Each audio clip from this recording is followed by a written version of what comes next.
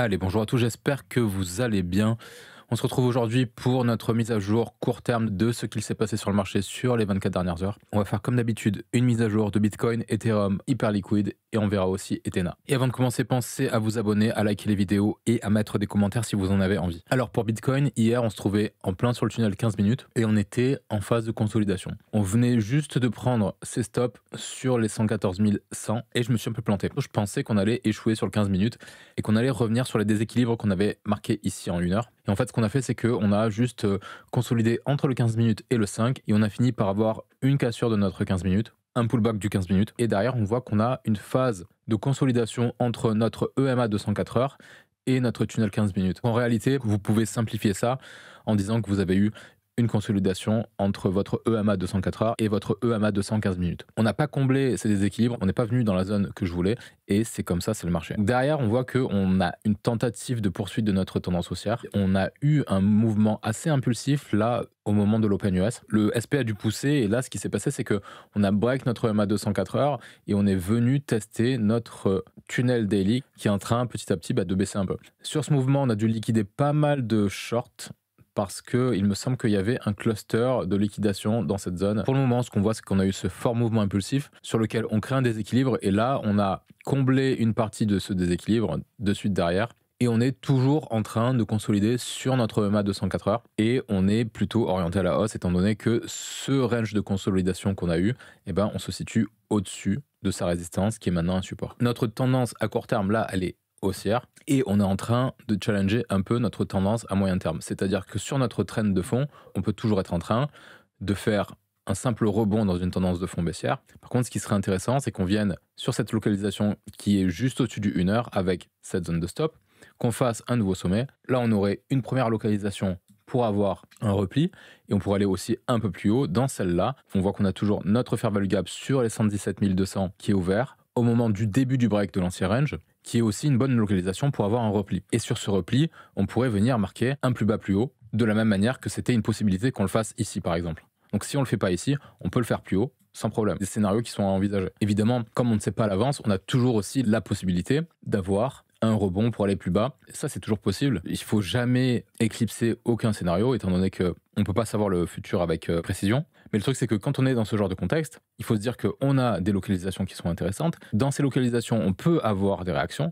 Et en fait, le truc, c'est que si on a une réaction dans cette localisation, ça veut dire qu'on a une potentialité de ne pas aller plus bas. C'est un truc que je répète souvent, mais il faut pas se mettre en tête, on va forcément aller à tel prix ou à un autre prix, parce que de toute façon, il n'y a personne qui sait à l'avance ce que le marché va faire. Là, par exemple, moi, j'anticipais une réaction hier, et on n'a pas eu du tout la réaction que j'anticipais. À un moment donné, en fait, si vous avez tort, il faut être en capacité de se remettre très rapidement en question et de se dire, ok, je me suis planté, qu'est-ce qu'on fait maintenant? Pour le Bitcoin, il y a un élément aussi intéressant qu'on peut voir en daily, c'est qu'on a comblé complètement le déséquilibre qu'on avait créé vendredi 1er août sur le break de notre range. On voit qu'on a fermé ce déséquilibre, peut-être qu'on est prêt justement à avoir ce retracement pour revenir plus bas. Maintenant voilà, je le répète, mais à court terme, j'ai aucun signal de retournement baissier pour l'instant. Après, ça peut changer d'ici que je poste la vidéo, parce que le court terme, ça va très vite. Mais là, en l'état, c'est vrai qu'on est toujours orienté à la hausse, on est dans une consolidation. Comme on a eu un événement de liquidation ici, c'est vrai que les événements comme ça où on vient taper une zone de liquidation, souvent ça peut être de bonnes localisations. Alors c'est à la fois une localisation mais c'est aussi un événement, il y a une condition momentum aussi. Ça peut être des éléments qui sont déterminants pour avoir un retournement de tendance. C'est-à-dire qu'on vient taper une zone de liquidation short et ensuite on se retourne à la baisse. On vient chercher une zone de liquidation longue et ensuite on se retourne à la hausse. Au niveau du volume profile, on voit qu'on essaye de réintégrer la value de la semaine précédente. Donc c'est intéressant si on réussit à vraiment avoir une réintégration et qu'on n'est pas rejeté de cette value sur les 114 924. Et on voit aussi qu'on a retesté le point of control de vendredi dernier. Donc c'était vraiment toute cette zone de consolidation ici où on avait créé un point of control qu'on a retesté ici. On voit qu'on a eu un retracement à ce moment-là. Cette zone fait aussi office de résistance. D'ailleurs, on le voit, on a une difficulté pour le moment à la passer. En cas de retournement à la baisse à court terme et de continuation de cette tendance de fond baissière, les targets ne changent pas. C'est-à-dire que, étant donné qu'on a comblé tous les équilibres qu'on avait en daily et en weekly, la prochaine target, ça reste les 110 000 pour le moment. 110 200. Bon, c'est à l'instant T, c'est de la science-fiction parce que à court terme, on est plus orienté à la hausse qu'autre chose. Voilà pour Bitcoin, j'ai pas d'autre chose à ajouter pour le moment. Pour Ethereum contre Bitcoin, on avait eu un premier échec sur notre 15 minutes. Et pareil, j'avais suggéré que c'était un plus haut, plus bas. dans la tendance de fond baissière. Derrière, on voit qu'on est venu taguer le déséquilibre qu'on avait mis en évidence en 1 heure. Directement, on repasse au-dessus de notre 5 minutes, on revient tester notre 15 minutes, consolidation à court terme.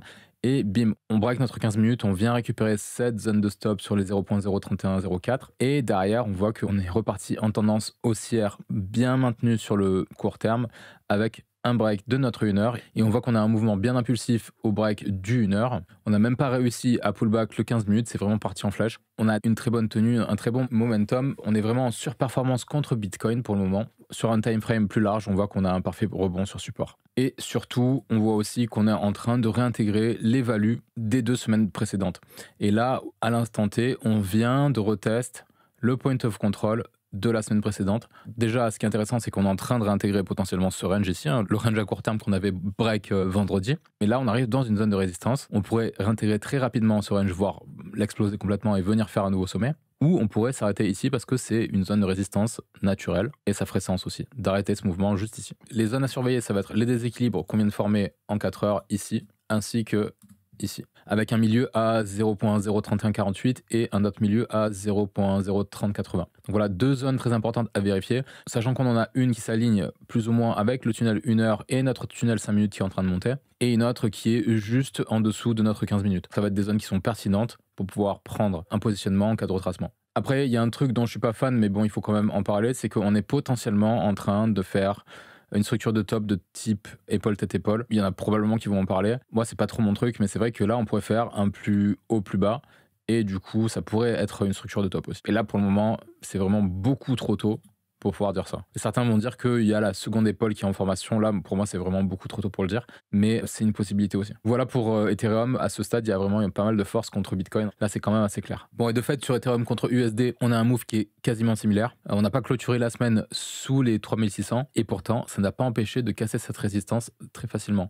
On vient d'ouvrir la semaine en force. On a cassé cette résistance dans la zone 3580-3620. Et c'est clairement le niveau de breakout actuellement. Pour le moment, ce qu'on peut voir, c'est qu'on a une vraie volonté de réintégrer les values des semaines précédentes. On voit, hein, c'est la zone que j'avais délimitée. Cette zone, en cas de retracement, ça va être un point important à surveiller, évidemment. C'est-à-dire qu'on pourrait avoir ce genre de mouvement où on vient combler ce déséquilibre en 4 heures, et là on pourrait avoir du positionnement à faire. Sachant que ça va s'aligner avec notre 1 heure, notre 5 minutes, et aussi notre 15 minutes qui est en train de monter. Et on peut voir à court terme que, de la même manière que contre Bitcoin, on avait eu à peu près la même chose, sauf que sur Ethereum contre USD, on était revenu dans notre tunnel 4 heures, création de déséquilibre, on n'est même pas venu les tester, on a eu consolidation dans le 15 minutes, et derrière, break de notre 15 minutes, 5 minutes en tenue, et boum, on casse cette zone. Et on break notre résistance au final. Maintenant, en cas de retracement, si on n'arrive pas à tenir ce déséquilibre qu'on a en 4 heures, ça voudrait dire qu'on retournerait probablement beaucoup plus bas, tester de nouveau le 4 heures par exemple, avec évidemment les déséquilibres qu'on a laissés ici en 1 heure. Voilà pour Ethereum, personnellement le mouvement il m'a un peu pris par surprise. Perso, je m'attendais pas du tout à ce qu'on break aussi facilement.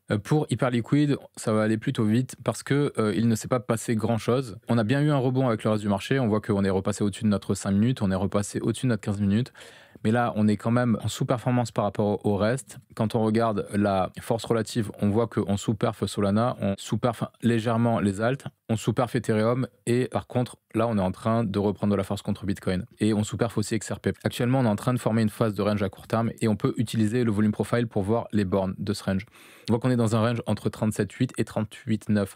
On avait mis en évidence ce fair value gap en 1 heure, sur lequel on est venu faire une petite touchette ici, et c'est le plus bas de notre journée actuellement. Là, on voit qu'on a cette zone de consolidation qui se trouve de manière plus macro sur un endroit qui est intéressant. On pourrait tout à fait avoir notre retournement de tendance sur Hyperliquid dans cette zone, étant donné qu'on voit qu'on a récupéré une zone de stop ici. Si le marché repart à la hausse, je pense que Hyperliquid a tout à fait les capacités de se retourner dans cette zone. Et sinon, si le marché repart à la baisse, évidemment, je pense que la prochaine zone d'intérêt, hormis cette zone de price action qu'on a eu ici et qui peut faire office de support, je pense que la prochaine zone, c'est entre 30 et 26,4. Maintenant, est-ce qu'on va y aller? Ça, je ne sais pas.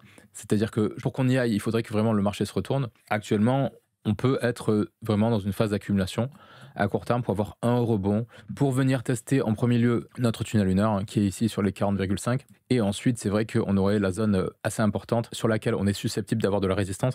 C'est ce cluster ici où on a un fair value gap en 4 heures, l'ancien bas de notre range, qui est devenu résistance maintenant, et notre tunnel 4 heures sur les 41,8 à 42,6. Donc à court terme, ce qu'on a eu, c'est qu'on a eu une super entrée ici, plus quand on voit on a une réintégration de range, c'est aussi un bon signal. Ce qu'on attend, c'est surtout une résolution de ce range pour avoir une direction. Et Tena, on avait vu qu'on avait eu un super rebond dans notre FVG en 4 heures, ce qui a donné lieu à un retracement significatif.